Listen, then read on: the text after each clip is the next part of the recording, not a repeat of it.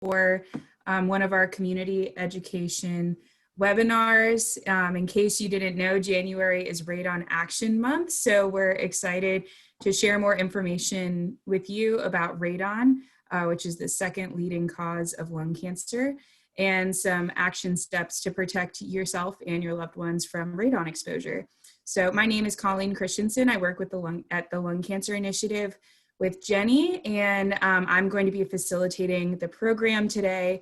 So we'll start off with Jenny giving a brief overview of Lung Cancer Initiative, then we'll pass it off to Philip Gibson, followed by Dan Sargent, and then wrapped up by Dr. Joan Schiller. So we're going to do questions at the end. If you can put the questions in the Q&A box throughout the program, and we will be answering your questions at the end.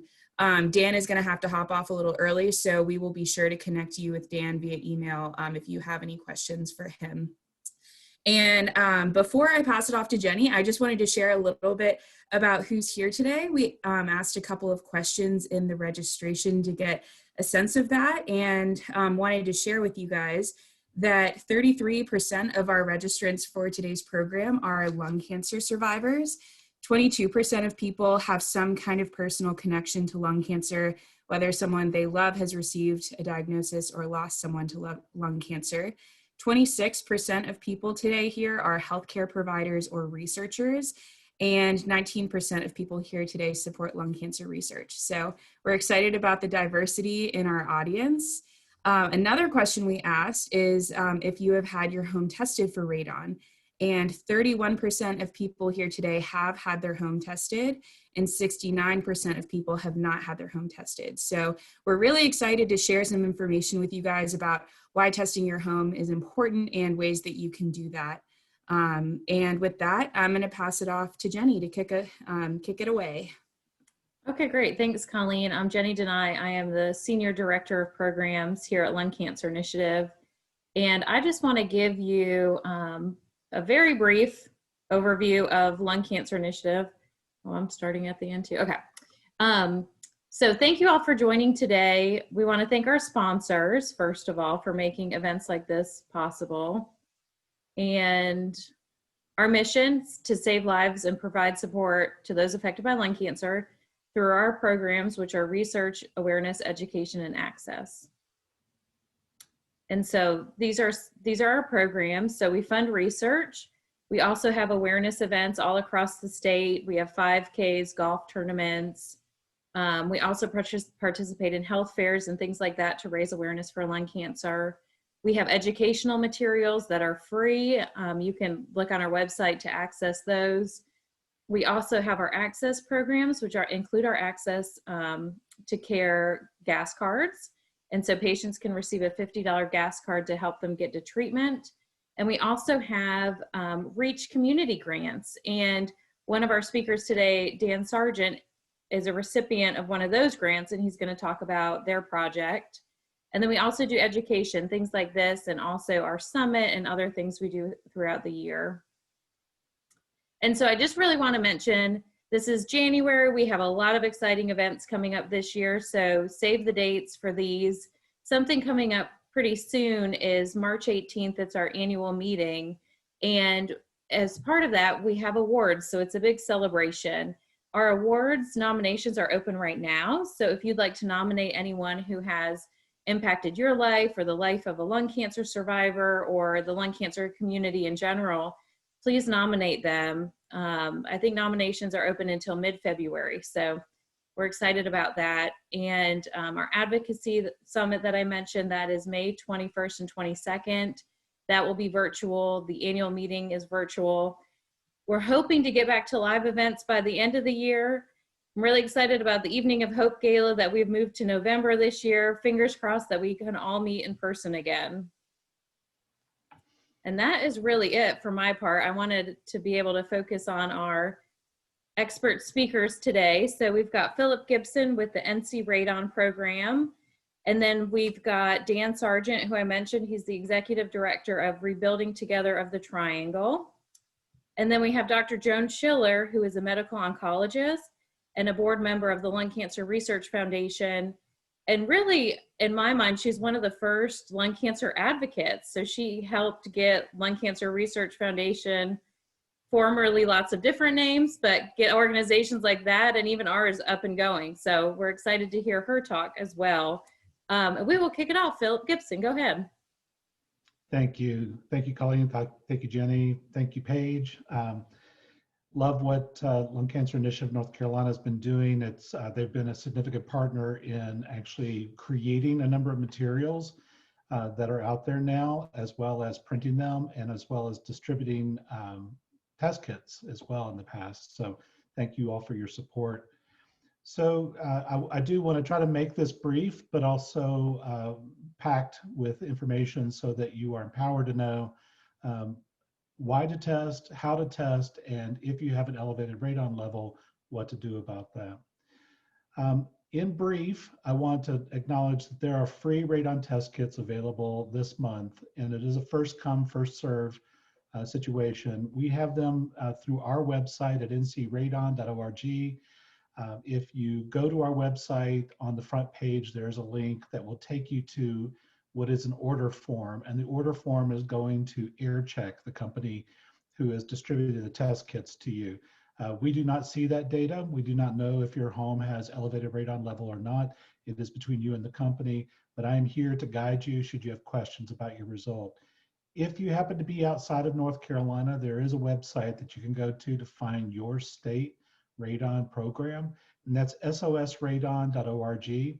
And if you just go to that URL or that website, they then have a search mechanism to find your state, and then you can go to your state website and order a free test kit as well. It's the same situation. We all have a limited number of test kits, and it's a first come, first serve situation. So the 3 points are, we want you to test your home. There is to mitigate to a low level. So if you have an elevated level, I'm going to share with you how to make that happen. And then really important to know that even if you have a low level in this first test, if you are a first-time tester or a experienced tester of your home, everyone recommends that you test your home every 2 years, because uranium is decaying. That's the release of radioactive particles. And certainly over time, you could have more decay, less decay, or it could stay the same. So the level could go up, it could go down, or stay the same. This is the test kit that you would receive if you ordered one. It's simply a cardboard pouch. We just recommend that you follow the instructions. They're very easy to follow. There's information to fill out on the pouch itself, and it is already postage paid. The analysis is paid, so it's totally free. It's going to come to you free. You utilize it, you send it in, and you're going to get free results back. If you do have an elevated level from this first test, what we recommend is that you follow it up with a second test, and they cost around $15 if you buy them retail. So what increases your risk for radon-induced lung cancer? Well, it's the level that's in your home, and it is the length of time in which you're exposed to that level, whatever that level is. And the third variable that increases your risk is whether you've ever smoked 100 cigarettes or more in your life. So being an ever smoker versus a never smoker. Even if you quit when you were, an adolescent or whenever you smoked, still after that many years, you're still regarded as an ever smoker. So it's really important to note. So what is radon? Radon is an alpha particle. It's the weaker of the 3 radioactive particles. So you have gamma, beta, and alpha. Alpha is so weak that it can't penetrate your skin. The way that it gets into your body is by inhaling it. And when that radioactive particle comes in contact with the tissue, the lining of your lung, there's enough absorption rate that's going on within your lung. It's trying to draw in oxygen, that radioactive particle could damage the DNA structure within the tissue and the lining of your lung. And so that's the cause and effect, if you will, is radioactive particles being emitted from the ground, and homes are vacuuming those in, and this radioactive particle or alpha particle is coming in contact with the tissue, the line of your lung. It is a naturally occurring gas. So it's from uranium, which is naturally found in rock and soil throughout the world. And when that when that uranium is decaying, it's releasing these particles. It's primarily from natural geology. So in North Carolina, people will often say, "Oh, that's in the mountains. It's only in the mountains." Well, yes, we do have a natural geology that would release these radioactive particles. So we have granite, we have uranium, so forth. But there are places in Raleigh that have elevated radon levels. Wake County, in the northeastern part, you have the Rollesville, R-O-L-E-S-ville, granite swath, the geology there. And so you have a number of people who have radon in their homes as well as in their well water. But it can also be in the building materials. So things like sandstone or gypsum or even the aggregate that is quarried and taken to a home site or made into concrete where we have high rises. So in Charlotte and Raleigh and the coast, we still have high rises made of materials that have uranium in them. And then as the uranium decays, it becomes available as radioactive particles. So as I mentioned, alpha is this weaker of the three particles. So alpha particle cannot go through paper. Again, it comes in by inhaling it or ingesting it, and it comes in contact with the tissue that's absorbing oxygen, and therefore the radioactive particle has a chance to cause damage. I find this to be useful for most folks who don't know what radon is. And radon is a particle that cannot be seen, it cannot be tasted, it cannot be smelled, but there is a way for us to see radioactive particles, and it's through a use of a cloud chamber. And I share this with you because I think it brings to light what's going on in this invisible space around us. What this person is doing is basically setting up where a piece of uranium has been placed in the middle of this glass area. They're using alcohol, like rubbing alcohol, and saturating the felt around the top and also on the bottom. And this machine produces light, but it also makes a very cold environment. So when the vapor of the alcohol is within that confined space, and then when you refrigerate that and you shine light onto it, which is what's going to happen here in a moment, what you can then see is the alpha tracks, the release of radon within the environment. So it shows you, even though technically we can't see it, we can see what's happening in this space. So in a moment, you will start seeing long lines, long straight lines bursting from that uranium, and that is radon. So when that's happening in the ground and it's coming to the surface, and then the home is like a vacuum drawing those gases in, it's that concentration that we're concerned about, that concentration of these radioactive particles that you're seeing.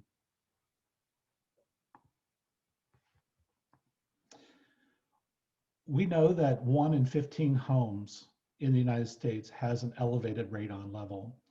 And people often ask, does my area, and they could say my county, my zip code, my subdivision, my neighborhood, whatever, and they want to know, are the chances high that I have radon in my home? The only statistic I can give you with great confidence would be that 1 in 15 homes in the United States has an elevated radon level. And you just need to test to find out if your home is one of those. We do have some data to show. This is when you test your home, you'll be part of this data set.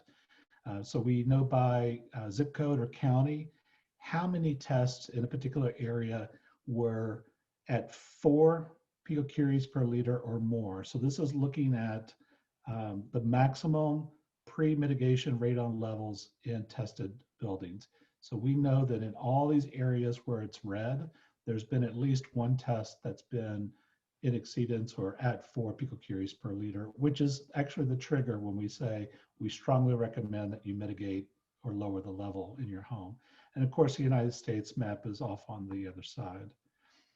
So how does it get into our homes? Well, I've already alluded to that, and that is this suction effect or the vacuum effect in all buildings. So it's negative pressure. So when it's colder outside, for example, and warmer inside, our homes are more like a vacuum. and that's why we feel the drafts that we feel. So it's pulling in gases of all sorts, and even strong winds. If you have a wind that's pushing against the building, it actually helps the building become a vacuum and draw gases in. We also have these pathways that allow the radon to come in at a faster rate. So we try to minimize or slow down what's coming into our homes by filling in cracks and crevices, or the joints where the wall and the floors come together. Or maybe it's where the plumbing and the electrical are, piped into our homes, and there's voids around those pipes, and we need to close those in or fill those in. It can come from our well water. So we first say test your air level. If you have an elevated air level in your home, radon level, and you're on a private well, then the question would be, is the elevated air level in my home coming from radon from our well water? So you would want to test your well water. Again, it's only for private well owners. You test your well water to find out if that might be the source, that when you are doing your wash in your washing machine or your dishwasher, or turning on the shower or sink, you're releasing gases into your home. And that may be the pathway that's increasing your air level. So there is no acceptable level, or there's no safe level of radon. Acceptable is only what you regarded as a homeowner or the person living in that environment find to be acceptable. So it's based off of risk. We all take risks of all sorts every day in our life, what we eat, what we drive, how we live our lives, and this is of no exception. So we need to, because there are no laws, rules, or regulations in North Carolina about radon, we're trying to empower you to know what is your risk so that you can determine what that acceptable level is. We make the recommendation that if the level is 4 or more, we strongly recommend that you lower your level. But we also recognize that levels below 4 also have risk. So even at 2 picocuries per liter for a never smoker, 4 out of 1,000, which is a high risk, 4 out of 1,000 may get lung cancer. Then if you look at ever smokers, let me go back and show you 4 picocuries per liter, which is the catalyst or trigger when we make a strong recommendation. And that is at 4, we say 7 out of 1,000 could get lung cancer. And then an ever smoker, if you've smoked 100 cigarettes ever in your life, then your risk goes to 62 out of 1,000. We go back, it's common to see 8 and 10 picocuries per liter in a home. So at 8, you're looking at 15 as a never smoker, and 18 for a 10 picocurie per liter, but it jumps to 120 or 150 for those levels as an ever smoker. We know that there are people who, there's been certainly research, and those of you all that are researchers within lung cancer or cancer in general know this far better than I do, and that is there may be some predisposition or genetic circumstances that make people more susceptible to cancers, and certainly that falls in line with the research around radon as well. Any home can have an elevated radon level. There is misinformation where people think that they need a home with a basement in order to have an elevated radon level. I've already mentioned high rises, so condominium buildings. You could be on the 8th floor and have an elevated radon level. It could be a new home, an old home, even mobile homes with skirting around the base of the home can have an elevated level. If there was no skirting, then the wind would go through, right, that open space and dilute whatever's being coming from the ground. So you should be able to test and feel confident about the test result in testing any time of the year. Certainly we recommend that you test during the winter time if you're just simply testing your home. And the reason is because it's easy to keep a closed home condition. So your doors and your windows generally stay shut all the time during the winter. And during the summer, people oftentimes open their doors and windows in order to stay cool. So we say test during the winter because you have a closed home condition, which is the environment or the condition in which you should be testing your home for radon. Again, I've mentioned testing every 2 years. We do recommend that you test with a or hire a certified radon professional to do the measurement of your home. If you don't feel comfortable with how to test, which is very easy, by the way, but if you don't have confidence in that, you can certainly hire a certified measurement provider. They'll generally charge you $100 to $150 to conduct a test, but it is a test that will give you information like temperature, humidity, barometric pressure, which are all variables that influence a radon level. I've already mentioned temperature, barometric pressure, like the wind pushing against your home, other things. So a passive device is like the test kit that we're giving out for free, and a continuous radon monitor is a machine that measures those other things. Choosing a test location. So this is really important for you to follow the instructions in the kit. But in general, here's basically what you do. Find the room that you spend the most time on the lowest level. So if you have a basement, but the basement is only a place where you store things and you rarely go there, that's not where you'll test. You would test the next level up. But if your basement is in fact a playroom or a workout room or an office or something, that's where you'll test. For homes that don't have basements, certainly the first floor would be where you would test. And for those of you that have homes that have different levels, like there are in the mountains where I live, you may have a basement and a slab on grade and a crawl space. Then you'd want to test on all three levels because it could vary based on how you're connected to the earth itself. So again, I've mentioned there are no safe levels. Every radon level has a risk associated with it. And then how do you mitigate? Well, I can get into this in more detail if you get to that place where you find after 2 tests that you've confirmed that you have a high level in your home. But in general, just to say, it's basically creating a suction system that draws the gas out from underneath your home, whether it be a crawl space or a basement or a slab on grade or some other makeup. The point is that we're trying to seal in all the cracks and crevices, the voids, but then we're also trying to remove the gas from the ground before it has an opportunity to be vacuumed into your home. So the function of cost for a mitigation system is really based off of these variables like foundation type, aesthetics, which is really important for folks. If it's painted, if you have landscaping, bushes around it, it is not based on how high your radon level is. So, and I just want to end with a slide that shows you what a mitigation system may look like on the outside of a home. So here you have the fan that is sucking the gas from underneath the home, and it's really important for it to be discharged above the eave of the roof of the home. So that's Radon 101, the 5-cent version, and be happy to answer any questions later if you want to give me a call or in this. Thank you. Great. Thank you so much, Philip. And that's actually such a perfect segue to Dan, because he'll be sharing a little bit more about his project funded by the LCI REACH grant program installing radon mitigation systems in homes. So Dan, I'll pass it off to you. All right, thank you. Let me share my screen here. Well, as you said, that is a great lead in, Philip. Can everybody see that?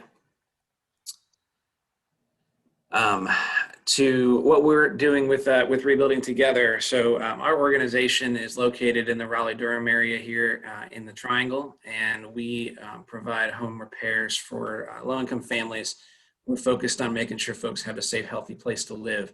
As you can imagine, that looks differently in each home, and so we do everything from replacing roofs and windows and doing foundation work to repairing floors and modifying bathtubs for folks that are aging or dealing with mobility limitations.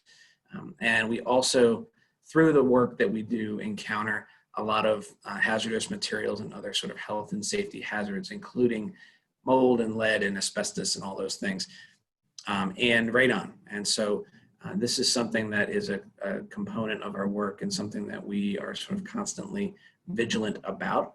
And we were so excited at the opportunity to work with LCI North Carolina, and Philip was helpful in making that initial connection, and also his work in the state here has been immensely helpful as we try to both understand this better ourselves and help to communicate that to the families that we're serving. We mostly serve the Triangle area. We do provide some additional services at the edges of the Triangle, and actually are still doing some storm recovery from Hurricane Florence down east.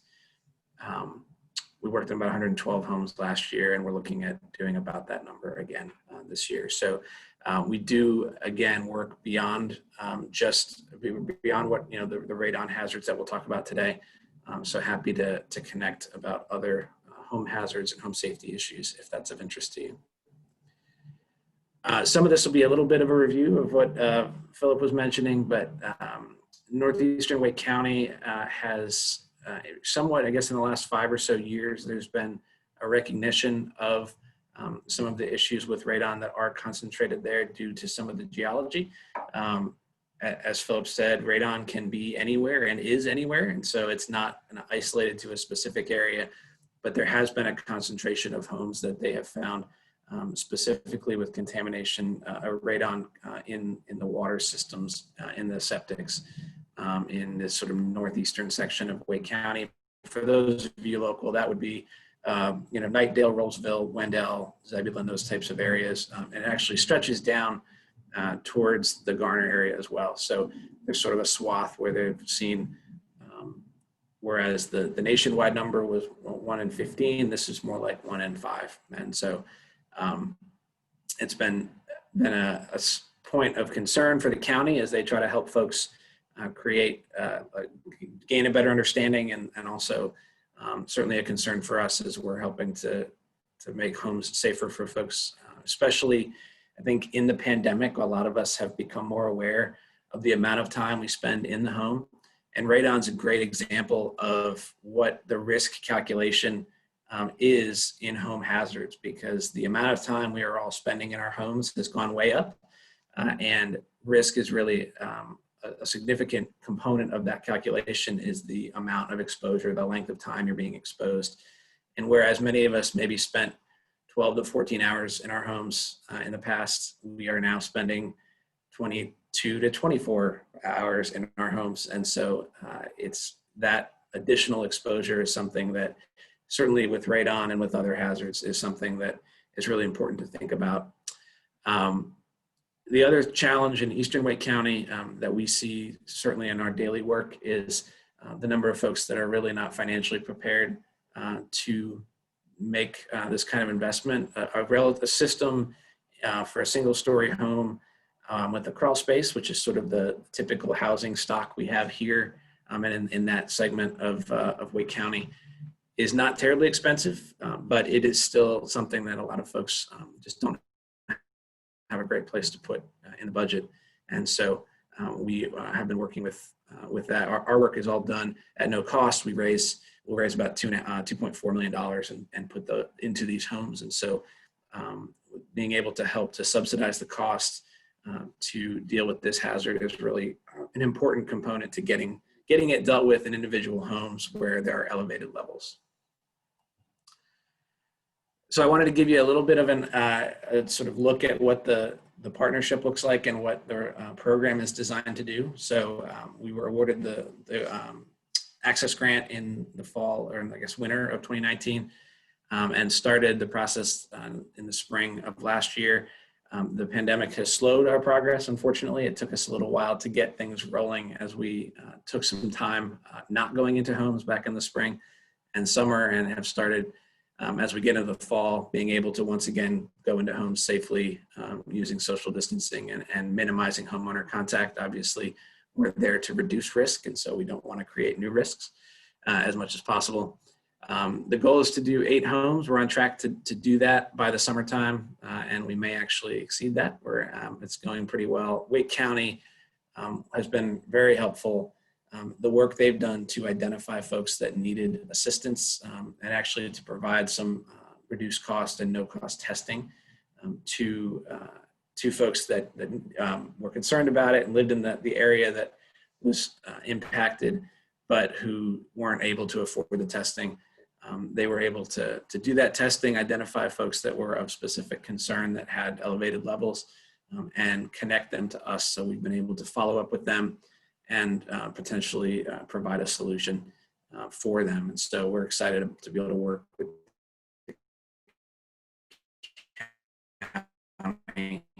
in folks that are to connect the resources that LCI has put together to help address those concerns.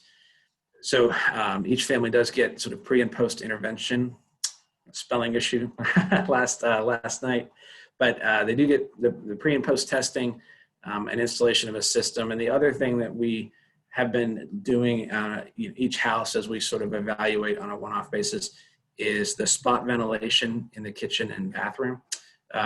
That ventilation, your bath fan or your range hood in your kitchen fulfill a lot of important functions in terms of making your home work effectively. One of the things that I learned through the process of this grant is sort of how radon works when it comes into the home in the water. And I think that sounded like a bad thing, and I think we can all agree that's not ideal. I think I pictured it being a contaminant that was primarily a concern if you would drink it. And the reality is that's probably not a good thing, but you can tell my level of science education here. But the real concern is that gas escapes from the water as it becomes agitated, and especially when it's warm. And so you can think about, as Philip mentioned, showers, dishwashers, laundry, washing machines. Those are places where you have the potential for gas to both be introduced into the home and then to escape and into the environment inside the home. And so we are also working to ventilate those spaces and make sure that there's adequate ventilation. In many cases, they already have ventilation that we can just confirm is working and help them, help folks, the homeowners understand that it's, make sure you crank that bath fan up when you're jumping in the shower. A lot of times people will wait till after they take a shower to turn the bath fan on. Try to encourage people to do that beforehand and to actually leave the fan on. The recommendation is about 20 minutes afterwards to make sure that you're clearing both the moisture and any of that residual gas that may have been introduced. And so those things are relatively straightforward, even beyond the mitigation system. Again, I'm not necessarily an expert in terms of the science of exactly how much you can decrease exposure and things like that. But the goal is, again, to identify points of weakness in the structural assembly of the home, places where radon could be introduced, and try to ventilate those so that it does not stay in the home. And ideally, you're minimizing human contact as well. So that is the plan. We're excited to be able to finish that up this year. And we are also beginning in the summer to look at how we can expand this work. We'd love to be able to do this in other parts of Wake County and beyond. So that's me. I do have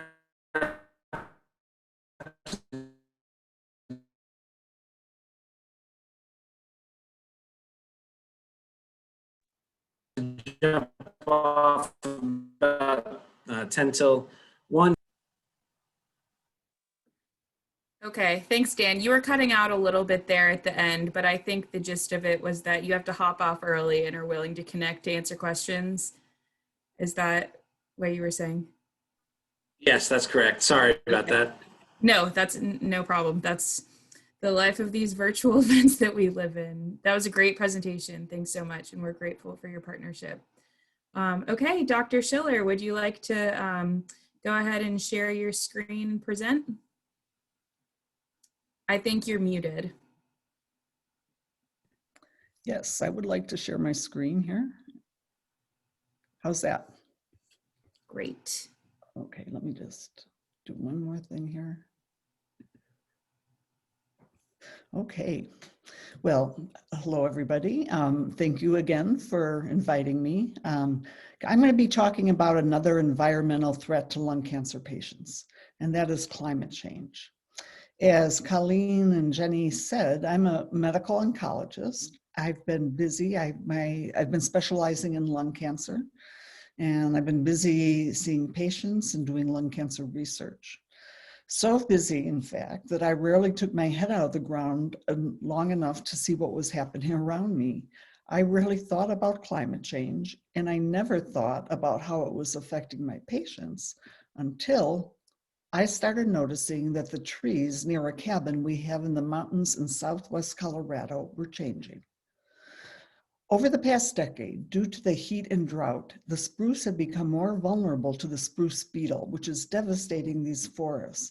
So I was able to see the effects of climate change firsthand, and experiencing the loss of these beautiful green forests really hit home.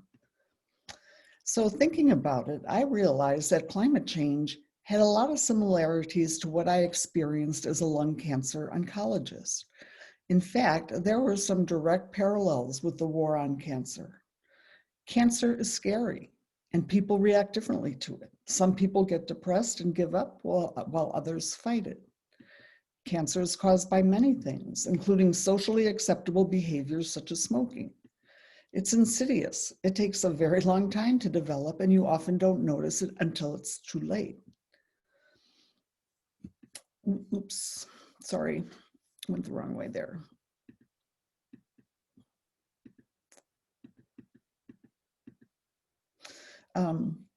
And there's an overwhelming amount of information out there. Cancer can metastasize, it can spread to different areas of the body and cause consequences elsewhere. But with time and effort, society shifted smoking from being cool to not cool. Now, as I started learning more about climate change, I realized that many of the challenges we're facing with are very similar to those challenges we face with smoking and lung cancer. It can be scary. It can be so overwhelming that some people don't even try to fight it. It's caused by many things, including socially acceptable behaviors such as driving cars and operating coal plants. It has consequences. And it's insidious. It takes a long time to develop, and you often don't notice it till it's too late. There's an overwhelming amount of information out there. And it had, like I said, climate change has far-reaching and unintended consequences. But with time and effort, just as society was able to shift from the view of smoking being cool to not cool, society as a whole will have to agree that some of our current behaviors are not so cool either. And since most people can't see the effects of climate change firsthand, like I was able to do with the forests around our cabin, asking people to change for something they can't immediately see is hard. So what is climate change? Now, I know most of you know this, but just to make sure we're all on the same wavelength, so to speak, as you know, usually much of the solar energy from the sun gets reflected back into space. However, some of it gets reflected back into space as infrared radiation, and greenhouse gases such as methane, carbon dioxide, and nitrous oxide trap infrared radiation and reflect it back to Earth, thus warming the planet. And where are these greenhouse gases coming from? From the burning of fossil fuels. Now, there's a very strong consensus among climate scientists around global warming. In fact, 97% of climate scientists agree that it's real, that it's caused by increased greenhouse gases, and that human activity is causing almost all of the increase. So this is a normal chest x-ray. For those of you who don't know chest x-ray, you can see the ribs, you can see the spine, that white blob in the middle, right in through here is the heart. And this is a chest x-ray with lung cancer. If that was a chest x-ray of either yours or someone you love, and 97% of the doctors you went to all agreed it was cancer, would you really believe the other 3%? So what are some of the direct effects of climate change? This is a schematic showing 4 of the main consequences of climate change: rising temperatures, more extreme weather, rising sea levels, and increasing carbon dioxide levels. And these, in turn, cause a number of things which are harmful to our health, such as severe weather, air pollution, certain diseases, increased allergies, effects on water and food supplies and quality, access to care, effects on the environment, and extreme heat. Now, that's a lot to go through, and so we're going to focus, and since we're talking about cancer, I'm going to focus on air pollution and access to care. So let's start with air pollution.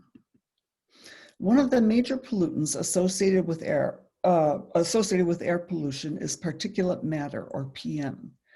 PM 2.5 stands for particles less than 2.5 microns in diameter. You can see just how small that is when compared to a human hair. It comes primarily from the burning of fossil fuels in factories and power plants and motor vehicles, as well as some natural causes such as forest fires. Climate change may affect exposure to particulate matter by increasing temperature and increasing emissions from fossil fuel fired power plants due to demand for electricity for cooling. Now, particulate matter can have serious health impacts on the lungs and the heart. Acute exposure exacerbates illness in people who already have heart and lung problems. It increases hospitalizations and causes deaths from cardiovascular and respiratory diseases and lung cancer. And as anyone who knows anything about lung cancer, that's a very scary thought. But most air pollution is related to the burning of fossil fuels. Air pollution was rated as the 4th highest global mortality risk factor. So how does air pollution cause lung cancer? Well, once it gets into our lungs, it causes all such sorts of molecular changes in our DNA. And it takes time for these molecular changes to accumulate, but accumulate they do, and slowly turning a normal cell into a cancer cell. Air pollution is estimated to have contributed to about 13 to 14% of lung cancer deaths in the US and worldwide. And it shortens the lives of patients with lung cancer. In this graph, you can see the risk of dying from lung cancer on the y-axis is related to the amount of P2.5 in the air.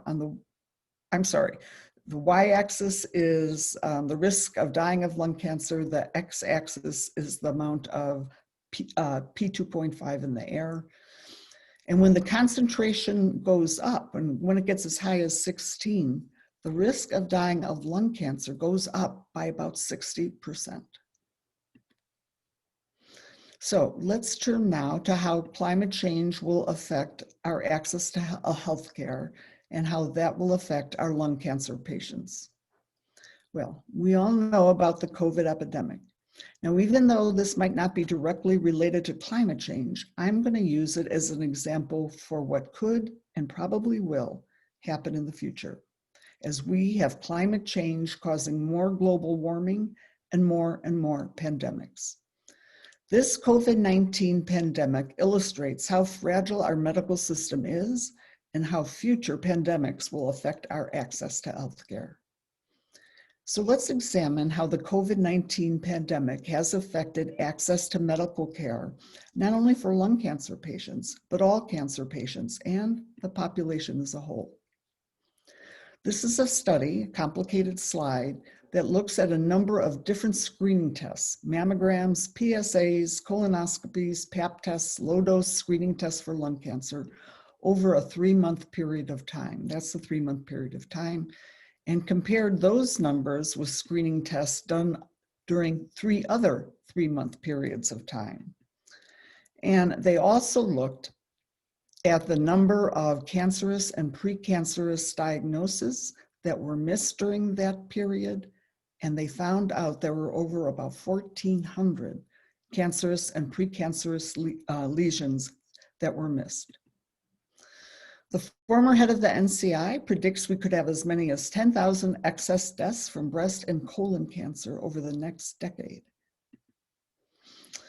The authors of this study also specifically looked at what happened to the number of low-dose CTs that were formed during this 3-month period of time and compared it to the other 3 months period of time. There was about an 80% decrease in the number of scans performed and about an 80% decrease in the number of new cancerous or precancerous lesions being diagnosed. Now, that wasn't because the pandemic was curing lung cancer, but because these lesions weren't being detected, even though they were still there. Well, what about treatment? Well, in this study, 57% of lung cancer patients had at least one change in treatment. And it's not just treatment delays for advanced disease patients. This was a study that looked at over 1,900 patients who were undergoing definitive thoracic radiation therapy for stage 3 lung cancer when hurricanes hit their neighborhoods, and compared that number with the outcomes of about 129,000 patients also undergoing radiation therapy, but in non-hurricane weather. And look at the difference in outcomes. It took patients in the hurricane-hit areas much longer to complete their radiation than those who were not in the hurricane-treated areas. This was due to disruption of service, inability to get a treatment facilities, blackouts, etc. And the survival of these patients was 11 to 19% lower in those areas, in hurricane disaster areas, compared to those who were not. And if the hurricane disaster lasted long enough, a long time, 27 days, survival rate was 27% lower. And what about the outcomes of coronavirus and lung cancer patients? Well, just like in the general public, these outcomes were worse if the patients were older, smokers, had COPD or hypertension. Surprisingly, thoracic radiation therapy, thoracic surgery, or chemotherapy within 3 weeks was not associated with worse outcomes. But once infected, lung cancer patients were twice as likely to have a severe or critical COVID-19 event. Now, one of the things that we've learned is that catastrophes such as the COVID-19 pandemic puts a huge strain on our medical system. I mean, who can forget these headlines? The lack of protective equipment, shortage of ICU beds, not enough ventilators, and of course, we can't forget the stress and burnout on our medical personnel, which includes not just doctors and nurses, but respiratory therapists, pharmacists, laboratory technicians, morticians, dietitians, and so forth. Supply chains.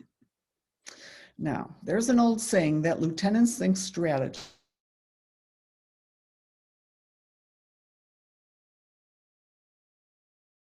is boring, but vitally important. For example, the Second Punic War between Carthage and Rome in 200 BC was decided not by the brilliant generalship of Hannibal, but by the ability of the Romans to keep supplies flowing no matter how many battles Hannibal won. One example of how fragile our supply system is, in 2018, when Hurricane Maria struck Puerto Rico, it caused closure of a factory that was responsible for the bulk of IV bags for the United States. And so the result, a national shortage of IV fluids in many facilities. We've also learned that climate change can make serious diseases, such as COVID-19, worse for everybody. And even, for example, a recent study showed that even a small increase in long-term exposure to PM 2.5 was associated with a large increase in COVID-19 death rates. And catastrophic events caused by climate change, hurricanes, forest fires, floods, droughts, can also impact access to care. There was no access to medical care in 2005 when the infamous Hurricane Katrina hit New Orleans. More than 700 people died. Even patients in hospitals and nursing homes died because of lack of care or equipment or supplies. And as climate change brings on more intense and frequent severe weather events, we're going to see more and more of our infrastructure affected. Power lines, phones, roads, bridges that will impact our ability to access medical care. And in addition, these events can damage chemical plants like happened in Houston, and oil refineries and Superfund sites, all of which increase the risk of exposure to carcinogens. So what else have we learned about COVID-19 and catastrophic weather events? That a rapid, coordinated global action is needed and is significantly more effective than uncoordinated responses. And whether we're talking about ventilator procurement or reducing reliance on fossil fuels. And if we don't control climate change, the CDC says that climate change will lead to mass migration and international conflict as environments become more and more unlivable. For example, the Syrian refugee crisis was caused by 5 million refugees leaving the country due to a war which was catalyzed by a severe drought. Now, needless to say, chaos and conflict will not be good for healthcare. So, what can we do to mitigate the effects of climate change on current and future cancer patients? Well, we have to have cleaner air to prevent people from getting lung cancer, to prevent suffering or to reduce the suffering of lung cancer patients, and to help prevent some of the weather emergency and pandemics that put such a strain on our health system. And the way to get cleaner air is by using cleaner energy and significantly lowering the burning of fossil fuels. But that's the talk for another day. So thank you for your attention. Wonderful. Thank you so much, Dr. Schiller. That was a great presentation and a different perspective on another environmental risk factor for lung cancer. So we have a few minutes here for Q&A. I encourage anyone logged on, if you have a question that you haven't submitted, please go ahead and do that while we still have a few minutes. There was one question that was directed at Philip that you answered in the Q&A box, but I'd love for you to answer for everyone else logged on. And the question was how to test your well water for radon. And if you don't mind, would you explain why testing well water is the only kind of water testing that is necessary for radon exposure? Sure, thank you. So what we recommend is this, to first test your air level. And then if you find that you have an elevated radon level in your air, the question may then be, well, where's this coming from? It could come from the ground. It could come from the tap. And as Dan was even explaining, when the wash or your dishwasher, when water is being released, if you will, into the home, well, into those machines, but nonetheless into your home, then you may also be releasing gas or radon gas into your home. So that may be the source of the elevated air level. And a way to, and the question was, how do you test for radon in water? So if you get to that point where you say, okay, my air level is elevated and I want to know if it's coming from my well water, then there's a simple test, which is 2 empty vials. That it's really not the vials that you're paying the $40 towards, you're paying towards the analysis. But nonetheless, it is 2 empty vials that are provided, and then you capture a water sample in each of those and then mail them back to the laboratory for them to analyze. I would recommend that if you do that kind of work for yourself, that is, to watch the video that Wake County Environmental, which is mentioned several times now, they have an excellent video on how to actually capture the water in the vials. It may sound simple, but it's really, the objective is to ensure that there are no air bubbles whatsoever in each of the vials. Because if there are, then the radon could escape into that bubble. And then when it's opened at the lab, the radon will spin off or be released. Now, why only private well water? When water comes to you from a municipal source, it oftentimes, or probably all the time, is in an open storage unit of some sort, and it is exposed to the outdoor air, allowing, much like that bubble effect, it's allowing the radon to be released into the air. So it's being agitated probably at the municipal facility along with the openness of it. And in a private well scenario, it is a vacuumed, sealed, if you will, system. So if you're getting water from a spring, you don't have to worry about it because it is coming to you from an open source, much like a groundwater source. The thing I want to, the caveat, and this is getting out of my area of radon and water, but for those people in northeastern Wake County, they also are experiencing some other elevated levels of uranium and beta, gross beta. So you have alpha, beta, and gamma we're talking about, and radon is an alpha particle, or the polonium eventually is an alpha particle. There are elevations of other beta forms of radiation, and uranium itself has a health standard to it. And when you drink that water and it's at an exceedance, there is a health standard again. If you're drinking water with the uranium that is higher than desirable, it could lead to kidney toxicity.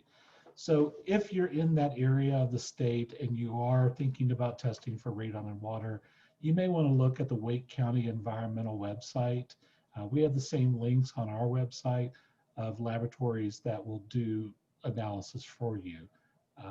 But again, there's a sliding scale, and Wake County can speak to that. If you're outside of Wake County, you can always give me a call and I can help you with that process.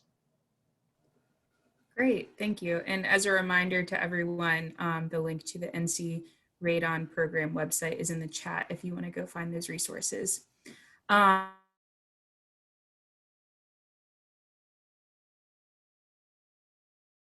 For you, talking about the fragility of our healthcare system and how we've seen that really in the limelight with the pandemic. And from your perspective as a clinician, do you see any, potential solutions or paths forward to strengthening our healthcare system to be more prepared for future natural disasters and times when we'll see this strain again? Several points, one of which is I think we need to build up a reserve of supplies, because that's clearly one thing that has been a problem with the pandemic, is not only testing kits, but ventilators, the whole works. And the other thing is, I think we really need a coordinated response when something like this happens. I think many deaths could have been prevented had there been more coordination. Absolutely. Well, thank you so much. Jenny, do you have any other questions or thoughts that you would like to share to close this out? I don't. We're at 1 o'clock exactly, so that's perfect. I thank you both for your time, and Dr. Schiller, I think we need a part 2 to know, what are things that we can do, and that was just eye-opening for me. So sure, be happy to. Yeah. So that's it. That's all I've got. All right. Thank you. Great. Thanks everyone for joining us. This was a recorded session, so we'll be sharing it on our YouTube channel so it can continue to be a resource for you all. And please share it with family and friends that may need their home tested for radon or are interested in hearing more about climate change and lung cancer. Bye, everyone. Thanks, everyone. Thank you. Bye.